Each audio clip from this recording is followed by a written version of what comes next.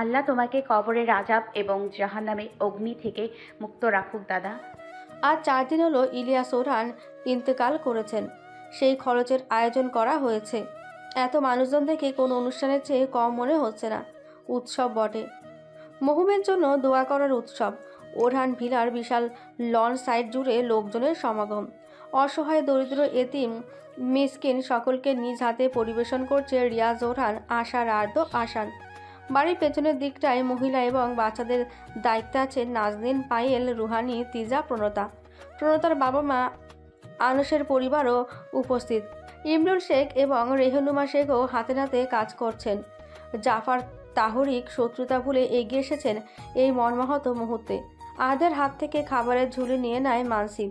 নম্র সুরে বলে, নবসরানি একটা দানা অবধি মুখে তুলিনি, তুই গিয়ে একটু দেখে আই। বলে আর্দের কাজে নিজে করতে ব্যস্ত হয়ে পড়ল মানসিব। আর্দ এক পলক ওর দিকে চেয়ে দৌড়ে বাড়ির ভেতরে যায়। সদর দরজা পেরিয়ে প্রবেশ করতে থেমে যায় ও। সিঁড়ি বেয়ে ছোট ছোট কদম ফেলে নুভা নেমে আসছে।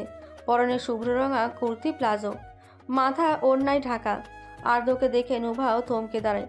দুজনে এক দৃষ্টিতে একে অপরের চোখের দিকে তাকিয়ে থাকে। নুভা পা ফেলে ওর দিকে এগিয়ে আসে। আর্দের বাহু ধরে মৃদু চাপ দিয়ে ওকে পাশ কাটিয়ে চলে যায়। বাড়ির বাইরে আসতে সবাই পলকহীনভাবে তাকিয়ে রইল ওর দিকে। নুভা নিজের মতো হেঁটে গেল বাড়ির পেছনের দিকে। সেখানের উপস্থিত সকলেও একইভাবে তাকিয়ে আছে ওর দিকে। দূরে একটা বাচ্চা মেয়েকে বসে থাকতে দেখে নুভা সেদিকে এগিয়ে গেল। পা গুটিয়ে ওর পাশে বসে জিজ্ঞেস করলো, তুমি বসে আছো কেন? ক্ষুধা লাগেনি? মেয়েটা নুভার দিকে তাকিয়ে মাথা নাড়ালো। নুভা ফের শুধায়, তাহলে খাচ্ছ না যে? মেয়েটা বাঁ হাত দিয়ে পরনে থাকা পোশাকের ডান হাতাটা শূন্যে তুলে বলল, আমার তো হাত নাই, কেমনে খায়? চাচি কইসে খাইয়ে দিব, এর লাইগা বসে আছি। অদৃশ্য বরফের ন্যায় জমে গেল নুভা। উঁচিয়ে তোলা পোশাকের হাতাটা হাতে নিতেই বুকটা মোচড় দিয়ে উঠল। নুভা নিজেকে সামলে নিয়ে প্লেটে খাবার নিয়ে নিল। মেয়েটার গালে হাত রেখে মৃদু হেসে বলল, আমি খাইয়ে দিচ্ছি। আপনি দিবেন? নুভা সম্মতিসূচক মাথা নাড়ালো। জগৎ ভুলানো হাসি দেয় মেয়েটা। কি পরিমাণ খুশি হয়েছে তা হাসিতেই প্রকাশ্য পাচ্ছে। চোখ মুখ জলজল করছে ওর। নুভা ওকে খাইয়ে দিতে শুরু করলো। এর মাঝে আশেপাশের বাকি বাচ্চারাও এসে বসলো ওদের কাছাকাছি। সবাইকে অপেক্ষারত দেখে নুভা ওষ্ঠ প্রসারিত করলো। সারিবদ্ধভাবে বসিয়ে দিয়ে খাইয়ে দিতে লাগলো সবাইকে। দূর থেকে এই দৃশ্য দেখে আলতো হাসলো আর্দ। এই কয়দিন মনমরা হয়ে পড়ে থাকা মেয়েটাকে আজ হাসতে দেখে হৃদয় জুড়ে দমকা হাওয়া বয়ে চলেছে। আর্দ মনে মনে বলল, তোর মুখের এই হাসি অটুট থাকুক প্রতিক্ষণ। মানুষ আজ মারা গেলে কাল একদিন, কথাটা নিতান্তই সত্য। হই হুল্লোড় আনন্দে মেতে থাকা ওরহান মিলায় বহুদিন নির্জনতা জেঁকে বসেছে। বসবাসরত সকল প্রাণী নির্জীব। প্রায় 3 মাস হতে চলল ইলিয়াস ওরহান মৃত্যুবরণ করেছেন। নিজের অজান্তেই হোক যাওয়ার সময় সবার মুখের হাসি সঙ্গে নিয়ে গেছেন। সেদিনের পর থেকে কেউ মন খুলে হাসেনি এই বাড়িতে। এক প্রকার রোবটের মতো হয়ে গেছে সবাই। যেন কোনো অনুভূতি নেই কারোর মধ্যে। কোনো প্রকার একঘেয়েমি ভাব কাজ করে না। যে যার মতো স্বাভাবিক থাকছে, খাচ্ছে, পড়ছে। অথচ এই বাড়ির লোকেরাই কিনা একে অপরকে রেখে খাবার অবধি মুখে তুলত না। বারান্দায় দাঁড়িয়ে এক দৃষ্টিতে আকাশের পানে চেয়ে আছে রুহানি। ভাবছে তার অতিবাহিত হওয়া গত 6 মাসের কথা। কত কি হলো এই অর্ধ বছরে। তার সাধারণ জীবনে অসাধারণভাবে আগমন করলো আষাঢ়ের। সাহায্য করে হঠাৎ গায়েব হয়ে গেল। এর 1 মাস বাদে তার চেম্বার সিআইডি বেশে হাজির হয় আর্দনুভা। ওদের সাথে বোঝাপড়া শেষে বাড়িতে ফিরে দেরি করে। ঠিক পরের দিন সকালে দ্বিতীয়বার দেখা হয় আষাঢ়ের সাথে। ভাই বোনের হয়ে ক্ষমা চেয়ে বিয়ের প্রস্তাব দেয় তাকে। অদ্ভুত সুন্দর ছিল সেই মুহূর্ত। সপ্তাহ পেরোতেই বিয়ের সানাই বেজে উঠল বাড়িতে। ছোট থেকে বেড়ে ওঠা সেই বাড়ি ছেড়ে স্বামীর হাত ধরে এই বাড়িতে আস্তানা গাড়ল। প্রতিটি সদস্যের আলাদা ব্যক্তিত্বে বিমোহিত হয়ে শুরু করে সে। প্রতিটি সদস্যের আলাদা ব্যক্তিত্বে বিমোহিত হতে শুরু করে সে। দিনকে দিন পার হতে লাগলো। হাজারখানেক নতুন অভিজ্ঞতা জন্মালো এখানে এসে। তারপর বেরোলো দুজনে একান্ত সময় কাটানোর জন্য। টানা 10 দিন ঘুরে ফিরে বাড়িতে পা রাখতেই সম্পূর্ণ বিপরীত ধরনের এক রহস্যময় দম্পতির সাথে দেখা। সম্পর্কে চাচা শ্বশুর এবং চাচি শাশুড়ি শুনে চমকেছিল প্রথমে, তবে মানিয়ে নেয় নিজেকে। কিন্তু বেশি দিন গেল না এভাবে। একজন দায়িত্ববান বিচক্ষণ মিশুক বৃদ্ধ, যাকে নিজের দাদাও স্থান দিয়েছিল, তাকে তুলে নিলেন আল্লাহ। সেই সাথে চলে গেল সব খুশি, সকল আনন্দ। এর পরের 3 মাস কিভাবে কেটেছে তা শুধু জড়বস্তুরা টের পেয়েছে। আবছা আলোয় এক পুরুষ অবয়ব লক্ষ্য করে পাশ ফিরে চায় রুহানি। আশার এসে দাঁড়িয়ে তার নিকটে। মেয়েটা চিবুকে হাত রেখে বৃদ্ধ আঙুল দিয়ে গাল বেয়ে পড়া অস্ত্র মুছে দেয়। হকচকিয়ে ওঠে রুহানি। ডান গালে হাত দিয়ে তরল দেখে ভ্রু কুঁচকে নেয়। নিজের অজান্তেই কেঁদেছে সে। আশা দীর্ঘশ্বাস ফেলে বলল, অতীত আঁকড়ে আর কয়দিন চলবে? সহজে কি ভোলানো সম্ভব? জোরে নিঃশ্বাস নেয় রুহানি। আশার কিছুক্ষণ মৌনতা কাটিয়ে দেয়। রুহানি আনমনে শুধায়, ছোট আব্বু আম্মু নুভাকে ঘৃণা করেন কেন? যেখানে সবার আদরে সে, সেখানে ওর প্রতি এত অবহেলা কেন? কারণ ওনারা কখনো ওকে চায়নি। ভ্রু কুচকালো রুহানি। প্রশ্নবিত নয়নে তাকায় আশারের দিকে। আশার শূন্যে চেয়ে বলল, আমি যখন আধো বলিতে কথা বলা শিখেছি তখন ছোট আব্বু বিয়ে করেন। চোখ ধাঁধানো সৌন্দর্যের অধিকারী ছোট আম্মু। গীবত হবে কিনা জানি না, তবে ছোট আম্মুর নিজের রূপ নিয়ে অহংকারের শেষ নেই। এখনো দেখি তিনি কাউকে পাশ কাটিয়ে গেলে সে ব্যক্তি দ্বিতীয়বার ফিরে তাকায়। তখনকার কথা না হয় বাদ দিলাম, আর্দের জন্মের পর আমার বুঝ শক্তি বৃদ্ধি পায়। তখন ছোট আম্মুর হাবভাব দেখে বুঝতাম উনি সন্তান নিতে আগ্রহী নন। তবে একটা পর্যায়ে তিনি বিষয়টি মেনে নেন। ছোট আব্বুকে নিয়ে চলে যান দুবাই। সেখানে ছোট আম্মু বাবা থাকতেন, মা অনেক আগেই মারা গিয়েছেন। প্রায় 1 বছর দুবাই কাটিয়ে 2 মাসের নুভাকে নিয়ে দেশে ফিরেন তারা।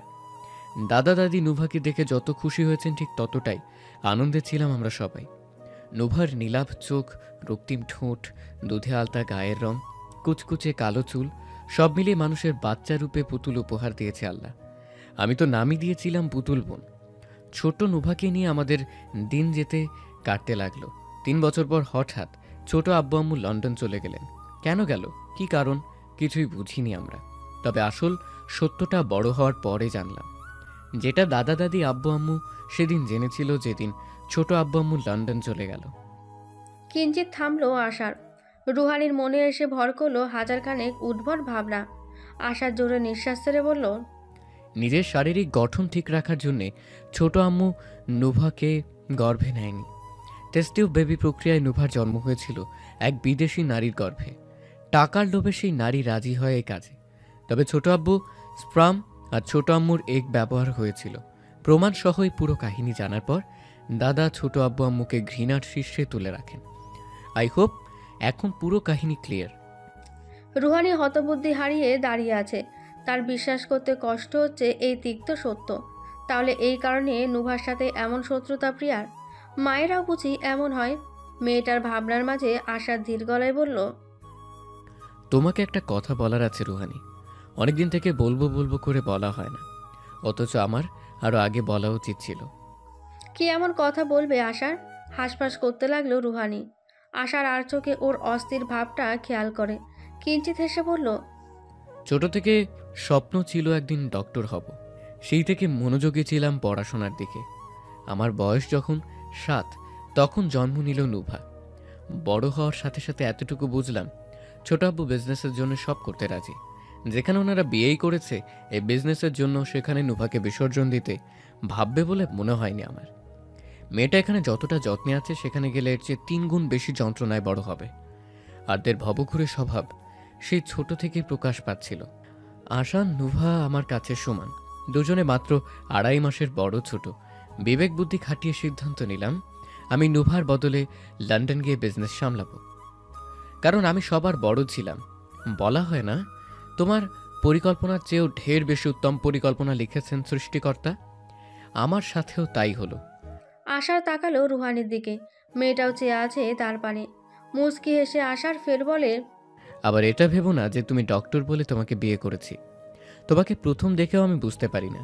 তোমার দর্শন আমার মনের গহীনে গিয়ে স্পর্শ করেছে। সময়ের সাথে যখন বুঝলাম, সর্বপ্রথম জানালাম নুভাকে, আর ও বলল বিয়ে করে ফেলতে। হয়তো ওর ভয় ছিল ছোট আব্বু আম্মুর চাপে পড়ে আমি ওনাদের পছন্দ করা মেয়েকে বিয়ে করব। কিন্তু তার চেয়ে বেশি ওর বিশ্বাস ছিল আমি তোমাকে সত্যিই ভালোবেসে ফেলেছি। এখন আমি সত্যি কৃতজ্ঞ আল্লাহর প্রতি এবং আমার সিদ্ধান্তের উসিলা নুভার প্রতি। না হলে তোমাকে বোধহয় পাওয়া হতো না। মুগ্ধতার সহিত হাসলো রুহানি। আশার শক্ত করে জড়িয়ে ধরলো ওকে। চোখ বন্ধ করে বলল, আমি এখনো হয়তো অগোছলো আছি রুহানি। সিদ্ধান্ত নিয়েছি যখন এদেশেই থাকবো খানিকটা সময় দাও আমাকে, নিজেকে সামলে নিব, কথা দিচ্ছি। কাজেও মন দিব। রুহানি আষাঢ়ের পিঠে হাত বাঁধ, বুকে মাথা রেখে ঠোঁটের কোণে হাসি ফুটিয়ে বলল, ইহকালের জন্য আমার হায়াত অবধি দিলাম, পরকালের চিরন্তন অফুরন্ত সময়ও আপনার জন্যই থাকবে আষাঢ়, আমিও কথা দিচ্ছি। মাঝরাত পেরিয়েছে। লেকের সামনে গাছের সাথে হেলান দিয়ে দাঁড়িয়ে আছে নুভা। বাইনোকুলার দিয়ে দেখছে লেকের অপর প্রান্তে থাকা আশান্তিজাকে। হঠাৎ কল আসতেই রিসিভ করে কানের ইয়ারপড লাগালো নুভা। ফোনের অপর প্রান্ত হতে রুথ বলল, আপু তুমি কোথায়? ওই আবার থাকুক, লেকের কিনারায় আসান তিজা হাঁটতে এসেছে, আমিও এখানেই আছি। যেই আসুক ওর হাত পা কেটে কুচি কুচি করব। আল্লাহ, আপু ওনারা তোমার পিছনে লেগেছে, শঙ্কা তোমাকে নিয়ে, অথচ তুমি কিনা অন্যদের পাহারা দিয়ে বেরিয়েছো। তো কি করব, ঘরে বইয়া থাকতে ভাল লাগে না, আমার বডিগার্ড আছে। আসান তিজা তো কাউকে নিয়ে বের হয়নি, নতুন বিয়ে হয়েছে, এখন রাত বিরেতে বাইরে বের হবে, সাথে গার্ড দিতে পারছি না, ওদের রোম্যান্সে বাহার ঢুকবে বলে। না হয় বুঝি আমি বের হতাম শয্যা ছেড়ে। আপনি এখন যাই করুন না কেন বাড়ি ফিরে যান, আসান ভাইয়া তিজা আপুকেও সাথে নিয়ে যান। বিপদ এখন সব দিক থেকে। আন্ডারওয়ার্ল্ডের স্পেশাল শুটার ফোর্স থেকে প্রিয়া ম্যাডাম আপনার বিপক্ষে লোক লাগিয়েছে, ওনার নির্দেশ আছে আপনাকে পেলেই শ্যুট করা। দেখি কে আসে আমাকে মারতে। খারাপ কি করেছি তুই বল? শুধু সেই 25% শেয়ারওয়ালি মেয়ে যাকে আর্টদের সাথে বিয়ে দিতে চেয়েছিল, ওর পর্দা ফাঁস করেছি, এতে কোম্পানির শেয়ার ঘুষতে গেছে। তোর ম্যাডামকে শুক্রিয়া আদায় করবার ক। ও যে জান নিয়ে বেঁচে আছে এখনো, এটাই অনেক। কত বড় দুঃসাহস এক ড্রাগ অ্যাডিক্টেড মেয়ের সাথে আর্টদের বিয়ে দেবে। কিন্তু আপু। কোনো কিন্তু না, আমি ঘাঁটি বেঁধে এখানে বসলাম, দেখি কোন বাঘের বাচ্চা আসে আমায় খুন করতে। তুই রাখ। কট করে কল কেটে দেয় নুভা। আসান তিজাকে বাইকে চড়ে যেতে দেখে বাইনোকুলার সরিয়ে ফেলে নুভা। হুট করে নাকে সুন্দর একটা গন্ধ আসতেই পাশে তাকায়ও। নীলাভ দৃশ্যপটে আবির্ভাব হয়ে মানসিবের হাসি মুখটা। পপকর্ন নিয়ে দাঁড়িয়ে আছে। নুভা ভ্রুকুচকে বলে, তুমি এখানে কি করছো? মানসিব ওর মুখে পপকর্ন পুরে বলল, তুমি একা একা পাহারা দিচ্ছ, তাই ভাবলাম ফ্রি তো আছি, আমিও বরং চাই। চোখে কম দেখিস তুই? নুভার ডান পাশে এসে দাঁড়ায় আর্দ্র। মুখভঙ্গিতে বিরক্তির ছাপ স্পষ্ট। মানসিব অবাক হওয়ার ভান ধরে বলল, তুই কোত্থেকে টপলালি? ডজন খানেক গার্ড নিয়ে নোভের সাথে আমি বহুত আগেই এখানে এসেছি। আর্দ্র দাঁতে দাঁত চেপে ধরে। মানসিব উচ্ছ্বসিত হয়ে লাফিয়ে বলল, তাই নাকি? আমিও তো গার্ড নিয়ে এসেছি। আর যদি আমার নবচারিণীর দিকে কেউ চোখ তুলে তাকায়, ওর চোখ উপড়ে ফেলবো আমি। আর আমি বসে বসে আঙ্গুল চুষবো? দেখ, টেনশনে পাগল হইস না, তোর একার টেনশনে পড়ার দরকার নেই। এখন দুই বান্দা একে অপরের ধরে ধরে আছাড় মার। গার্ডদের মাঝেও একটা দ্বন্দ্ব তৈরি হোক, মধ্যিখানে আশান্তি যাকে ওই হিটলারের জাত গোষ্ঠী শুদ্ধ বিনাশ করুক। সিনেমা না হয় আমি একাই এনজয় করি, সাথে পপকর্ন তো আছেই। নুভা শান্ত কণ্ঠে স্থির হয়ে দাঁড়ালো আর্দ্র। মানসিব ফের কল আসতে নুভা ফোনটা আর্দ্রের দিকে বাড়িয়ে দেয়। আর্দ্র ফোন কানে ধরতেই রুথের কণ্ঠ শুনতে পেয়ে খানিকটা দূরে চলে যায়, স্পষ্ট কথা শোনার চেষ্টায়। আমি আদ্যকে ভালোবাসি মনসিব। আমি জানি তো। তাহলে আমার পেছনে পড়ে জীবনটা নষ্ট করছো কেন? ওষ্ঠ প্রসারিত করে হাসলো মানসিব। নুভার দিকে খানিকটা ঝুঁকে সগপ্তি সুরে বলল, তোমাকে ভালোবাসি যদি আমি ভুল করে থাকি, তাহলে এটা আমার জীবনে করা অত্যন্ত সৌন্দর্যপূর্ণ ভুল। তুমি তো আমার হয়ে থাকতে পারবে না, তবু আমি নিজেকে তোমার বলে দাবি করব। মানলাম না হয় নিষ্ঠুর পৃথিবীর বিষাক্ত সত্য, দোষ কোথাও আছে। নুভা চুপ যায়। মানসিব পকেট হাতিয়ে একটা ব্রেসলেট বের করে। নুভার হাতে সেটা পরিয়ে দিয়ে হাতের উল্টো পিঠে চুমু খেয়ে বলে, বিদায় তো তখন হৃদয় বিদায় খোয়াই, যখন গল্প শেষ হয় না, কিন্তু বইয়ের পাতা ফুরিয়ে যায়। আজ তোমাকে আমি সকল সম্পর্ক অধিকার উপাধি থেকে মুক্ত করলাম নবচারিণী। এর সাক্ষী হয়ে রইল আকাশের ওই শুভ্র যাদের স্নিগ্ধ আলো, মৃদু বাতাসে দোল খাওয়া আশেপাশের এই গাছগাছালি, লেকের এই স্বচ্ছ শীতল পানি। নুভা শুকনো ঢোক গিলল। অমনি পেছন থেকে আর্দ্র এসে ওদের ওপর ঝাঁপিয়ে পড়ল। তিনজনে একত্রে পড়ল ঘাসের ওপর। অমনি সূক্ষ্ম সব ভেসে এলো। আর্দ্র মানসিবকে বলল, আমাদের এক্ষুনি বেরোতে হবে। হঠাৎ দৌড়ে এলো রুথ। ওকে দেখে নুভা শুধায়, তুই এখানে কি করছিস? আমি আরো গার্ড নিয়ে এলাম, বলা তো যায় না কখন কি হয়। সঙ্গে সঙ্গে আরদের মাথায় গাঁটটা মেরে বসলো নুভা। চেঁচিয়ে উঠে বলল, হাবা গোবা বেটা কোথাকার, কে তোর হয়ে কাজ করছে এখনো সেটা জানিস না? ওরা বাংলাদেশে এসেছে, এর মানে এই না যে আমার বাড়ির সামনে এসে পড়েছে।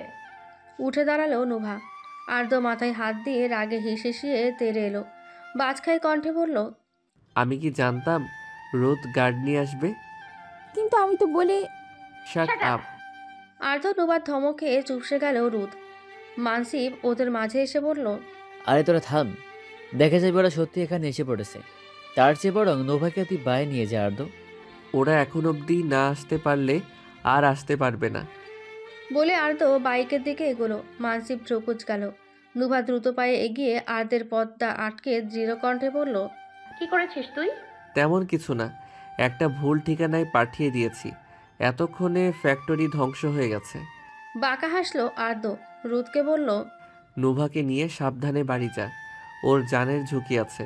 আর হ্যাঁ, কাউকে বের হতে দিস না। আসান তিজাও পৌঁছে গেছে এতক্ষণে। রুদ মাথা নাড়ালো। নুভা খপ করে আর্দের হাত ধরল। অস্থির নজরে বুলিয়ে বলল, তুই আজকের মতো সব শেষ নোভা, কিন্তু কালকে কি হবে জানি না। তবু তুই নিশ্চিত থাক, বাড়ি ফিরে যা, আমি আসছি। নুভাকে আর কিছু বলতে দিল না আর্দ্র। চট করে কোলে তুলে পা চালিয়ে ওকে গাড়িতে বসিয়ে দিল। রুদ গাড়ি ছুটালো ঝড়ের গতিতে। সামনে পিছে আরও 4টে গাড়ি গেল ওদের সাথে। নুভা জানালা দিয়ে এক দৃষ্টিতে তাকিয়ে রইল আর্দের দিকে। অন্ধকারে নুভার কালো গাড়িটা মিলিয়ে যেতেই আর্দ্র স্বস্তির নিঃশ্বাস ছাড়ে। মানসিব বলে, বহুদূর যেতে হবে আর্দ, চল। ধরনীর বুকে রাত্রির অন্তিম প্রহর চলছে। কিছুক্ষণের ব্যবধানে ভোরের আলো ফুটবে প্রকৃতিতে। চুপিসারে বাড়ির পেছনের দরজা দিয়ে প্রবেশ করলো আর্দ্র। পা টিপে টিপে সিঁড়ি বেয়ে সোজা নিজের কক্ষে গিয়ে দরজা আটকে দিল। পা ফেলে এগিয়ে গেল বেডের পাশে থাকা ফুল ভিউ মিররের দিকে। বা কাঁধের ওপর থেকে জ্যাকেট সরায়। সাদা শার্টের হাতা রক্তে ভিজে গেছে। আর্দ্র শার্ট খুলে ওয়াশরুমে ছুড়ে দিল। আবছা আলোয় দৃশ্যমান ওর বিরাটাকার উন্মুক্ত দেহ। বা বাহুর মধ্যিখানে গেঁথে আছে একটা বুলেট। হঠাৎ পেছনে কারোর উপস্থিতি টের পেয়ে চট করে ঘুরে দাঁড়ায় আর্দ্র। একদম নিকটে এসে দাঁড়িয়েছে নুভা। তার ধূসর রঙা চোখের নজর স্থির রক্তঝরা বাহুর দিকে। আর্দ্র কিছু বলতে নিলে থামিয়ে দেয় নুভা। হাত বাড়িয়ে আলতো করে ছুঁয়ে দেয় বলিষ্ঠ রক্তাক্ত বাহুটা। ইশারায় আর্দ্রকে বেডে বসতে বলে আলমারির দিকে এগিয়ে যায় নুভা। দ্রুত ফিরে এসে ফার্স্ট এড বক্স নিয়ে হাতে গ্লাভস পরে বাহুটা পরক করে নেয়। আচমকা টান দিয়ে বের করে বুলেটটা। ব্যথায় নাক কুচকে যায় আর্দের। সময় নিয়ে রক্ত পরিষ্কার করে সযত্নে ড্রেসিং করা শুরু করে নোভা। কাজ শেষে শান্ত কণ্ঠে বলে, কিভাবে গেল? মানসিবকে অ্যালার্ট করতে গিয়ে আমতা আমতা সুরে বলে মাথা নত করে আর্দ্র। এখন নির্ঘাত কয়েক ঘা বসাবে নুভা। আকস্মিক হামলার জন্য নিজেকে প্রস্তুত করে নেয় আর্দ্র। চোখ বন্ধ করে বসে রয়। অনেকক্ষণ একইভাবে বসে থেকে কোনো কিছু অনুভব না করে চোখ খুলে তাকায় আর্দ্র। অমনি চোখাচোখি হয় নুভার সাথে। মেয়েটা এক দৃষ্টিতে তাকিয়ে আছে, পলক অবধি ফেলছে না। নড়ে চড়ে বসে আর্দ্র। নুভা দূরত্ব ঘুচিয়ে মাথা নুইয়ে ড্রেসিং করা বাহুতে আলতোভাবে ছুঁয়ে দেয় ওর পেলাব অষ্ট। আর্দ্র জমে গেল অদৃশ্য বরফের ন্যায়। হিম শীতল হাওয়া বয়ে গেল ওর শরীর বেয়ে। কিছুক্ষণ পর নিজের স্থানে ফিরে আসে নুভা। এক রাশ মায়া নিয়ে তাকিয়ে বলে, ঘুমিয়ে পড়। উঠে চলে গেল নুভা। আর্দ্র থম ধরে তাকিয়ে রইল ওর যাওয়ার পানে। কি হলো কিছুই বুঝলো না। একাই ভার্সিটিতে এসেছে নুভা, তবে কিছু দরকারি কাজে। প্রিন্সিপাল আজাদের সামনে চেয়ারে বসে আছে সে। অবাক নয়নে নুভার দিকে চেয়ে আছেন তিনি। আজকাল কেমন যেন অদ্ভুত লাগে মেয়েটিকে। হুট করে এসে যে এমন এক আবদার জুড়ে বসবে কল্পনাও করেননি। চোখে চশমা ঠিক করে আজাদি বললেন, আমি সাইন করে দিলেই হয়ে যাবে। আপনার একটা সাইন আমাকে আমার পরিকল্পনার পরিবর্তন পদক্ষেপের দিকে এগিয়ে নিয়ে যাবে। নাও চয়েস ইজ ইয়োর্স। অনেক অনৈতিক উপায়ও কিন্তু রয়েছে। না না, তোমার সেদিকে খেয়াল করা লাগবে না, আমি এক্ষুনি সাইন করে দিচ্ছি। অস্থির চিত্তে দ্রুত কলম তুলে সাইন করলেন কাগজে। নুভা মুচকি হাসল। কাগজগুলোর ব্যাগে রেখে উঠে দাঁড়িয়ে বলল, কৃতজ্ঞ আমি আপনার প্রতি, ধন্যবাদ। বেরিয়ে গেল অফিস থেকে। করিডোর পেরিয়ে যেতে থমকে দাঁড়ালো নুভা। চোখ দুটো বড় বড় হয়ে গেল। কয়েক কদম এগিয়ে জিজ্ঞেস করলো, আপনি এখানে? ফাইল থেকে চোখ সরিয়ে তাকায় বারিশ। নুভাকে দেখে ঠোঁটের কোণে হাসি বজায় রেখে বলল, একটা কাজে এসেছিলাম। কিন্তু আপনার না লন্ডন থাকার কথা। তা ঠিক, তবে একটা কাজে ফিরতে হয়েছে। 2 দিন গ্রামে ছিলাম, কাল রাতের ফ্ল্যাটে চলে যাব। তাই ভাবলাম একবার ভার্সিটিতে ঘুরে যাই। ওইসব ছাড়ো, বাড়িতে সবাই কেমন আছে? আছে আলহামদুলিল্লাহ, মানিয়ে নেওয়ার চেষ্টা বিভোরে। আজ আপনার শেষ দিন দেশে? Practically yes. তুমি একা যে? একাই এসেছি, আর তো খানিকটা অসুস্থ, প্রতারণার কাজ আছে। আসান বাসায় পড়ছে, আর তিজা থেকে গেছে দাদির কাছে। ও আচ্ছা, ক্লাস তো করবে না? নুভা ডানে বামে মাথা নাড়িয়ে না বোধক উত্তর দিল। বাড়ির ফাইলটা বন্ধ করে বলল, তাহলে চলো বাড়িতে ড্রপ করে দিয়ে আসি। সবার সাথে বিকেলে নাস্তা সেরে সন্ধ্যার পর নাজনীনের রুমে এলো নুভা। এক পা ঝুলিয়ে বিছানায় বসলো। ঔষধ হাতে তাকালেন নাজনীন। নুভা চুপ করে বসে আছে। ঔষধের বাক্সটা বেড সাইড টেবিলের ওপর রেখে নাজনীন বললেন, তোমার জন্মের পর বুড়োটা আমায় বলেছিল, যত যাই হয়ে যাক আমি নভকে বিয়ে দেব না। যদি নভ চায় তাহলে অন্য ব্যাপার, তবে আমি বেঁচে থাকাকালীন ওকে কেউ অন্য বাড়ি নিতে পারবে না। তখন আমি বলেছিলাম তাহলে আদ্যের সাথে ওর বিয়ে দাও। বুড়োটা চুপ হয়ে গেল, তৎক্ষণাৎ কিছুই বলল না আমায়। 2 দিন পর হুট করে বলল ওরহানদের উসুল আছে, কাজিন ভাই বোনের বিয়ে হয় না এই বংশে। কেন হয় না এই জবাব পাইনি, কিন্তু আমার মনে হয় এর পিছনে অতীতের কোনো কারণ ছিল। কিঞ্চিত থেমে নাজনীন ফের বললেন, আমি জানি তোমরা ভালোবাসো একে অপরকে। সেই রাতে তৃষ্ণায় খালি বোতল হাতে বেরিয়ে রেখেছিলাম তোমাদের সিঁড়ির সামনে। এসব কবে থেকে চলছে, কত দূর এগিয়েছে কিছুই জিজ্ঞেস করব না। দোষটা আমাদেরই নভ। তোমাদের মেলামেশা ছিল অমন খোলামেলা ভাবে।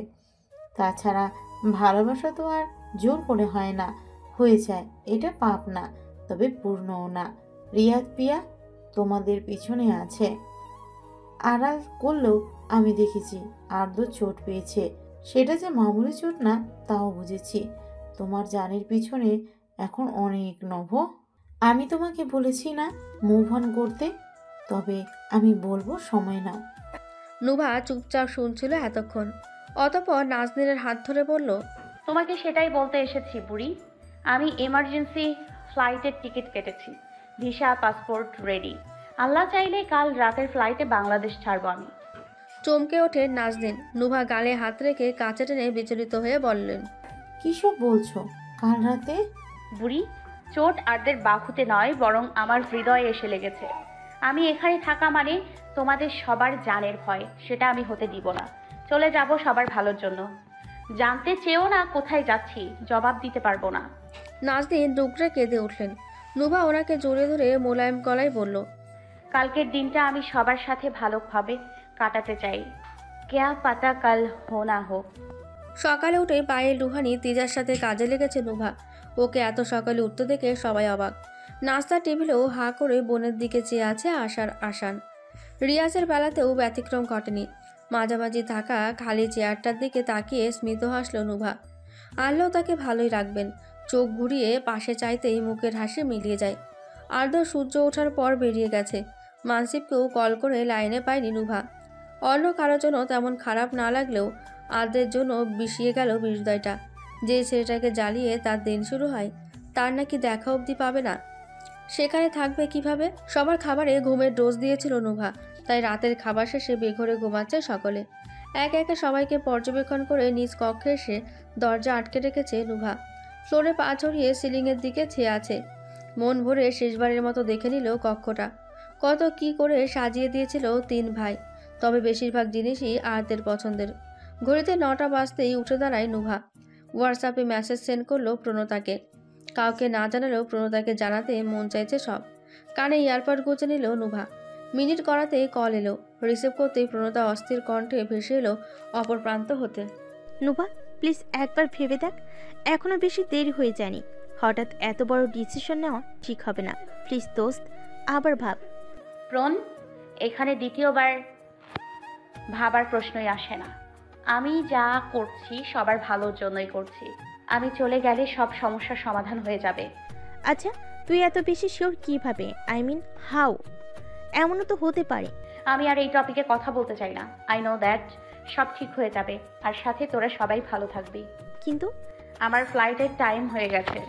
I have to leave and আর অ্যান্ড আর একটা কথা, তুই আমার বেটার হাফ হয়ে থাকলে please don't look after me. I can't let you here. I can't let you where I'm going. তোকে কিছু বলছি না কারণ আমি চাই না কেউ তোর দ্বারা আমার কাছে পৌঁছে যাক, আর তোকেও এই সব কিছুর জন্য কেউ দায়ী করতে না পারে। I am sorry. ভালো থাকিস প্রণব। কল কেটে কাঁধে ব্যাগ ঝুলিয়ে লাগেজ হাতে নিয়ে বাসা থেকে বেরিয়ে গেল নুভা।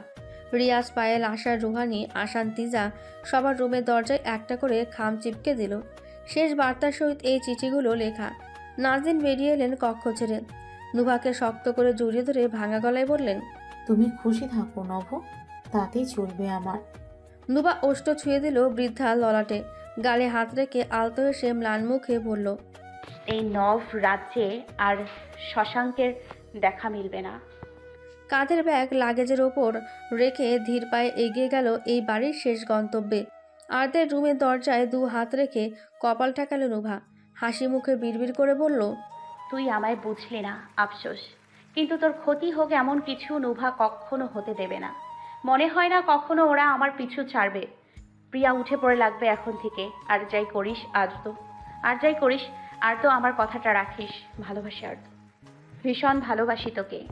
দরজার অপর প্রান্তে থাকা আর্দ ঠিকই শুনতে পেল নুভার কথাগুলো। দরজায় কপাল ঠেকিয়ে ঠোঁটের কামড়ে হাসলো ও।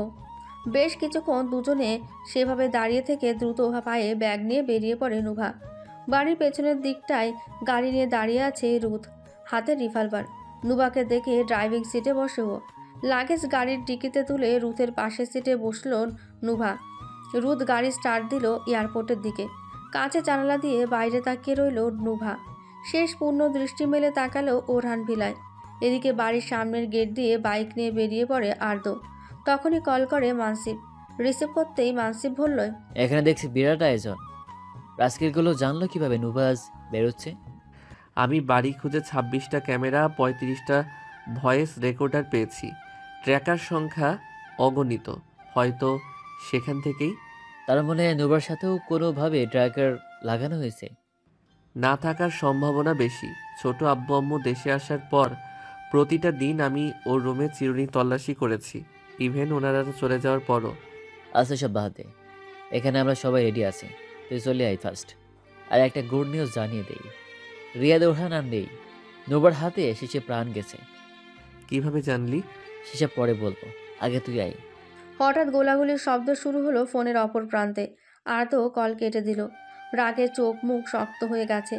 এর মধ্যে আকাশ কাঁপিয়ে ধীরে ধীরে বর্ষণ শুরু হলো। বাইকের গতি বাড়িয়ে দিল আর্দ। ফোন বের করলো, মেসেজ করলো কাউকে। দ্রুত টাইপ করে সেন্ড করে বলল, দুনিয়া উল্টে গেলেও তোকে কিছু হতে দেব না নো, কখনোই না। এয়ারপোর্টে সারিবদ্ধ সিটের একটায় বসে আছে নোভা। রুদ গিয়েছে লাগেজ সহ কাগজপত্র জমা দিতে।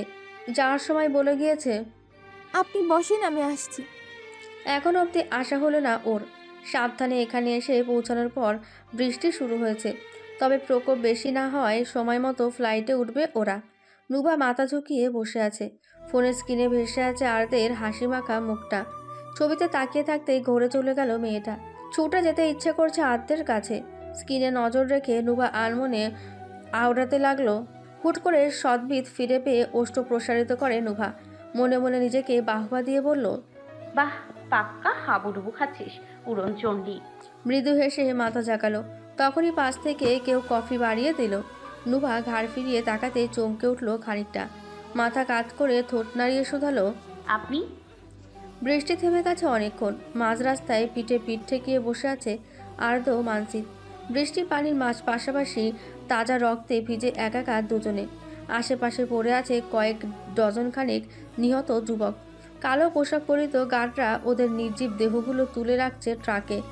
মানসিপের পায়ে দুটো গুলি লেগেছে। হাত দিয়ে সেগুলো টেনে বের করেছে বহু আগেই। আর্তের ডান কাঁধ বেয়ে ঝরছে রক্ত। দুজনের বা হাত জুড়ে অসংখ্য আঘাত। পোশাকে ছোপ ছোপ রক্তের দাগ, তবুও মুখে তৃপ্তিদায়ক স্বস্তির হাসি। হঠাৎ বিকট শব্দে চোখ খুলে দুজনে আকাশের পানে তাকায়।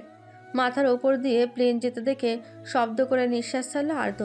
মানসি শত যন্ত্রণা ঠেলে গাইল, তাকে খুঁজে বৃষ্টি চোখে রূপকথা সে অজানা। ধরা দিয়েও দেয় না ধরা, জেনেও যে রয় অজানা। আর্দ ওষ্ঠ বাঁকিয়ে হাসল। ফিসফিস করে বলল, আসলেই রহস্যময়ী। কথাটা কানে যায়নি মানসিবের। ও বহু কষ্টে আড়মোড়া ভেঙে হাস্যমুখে বলল,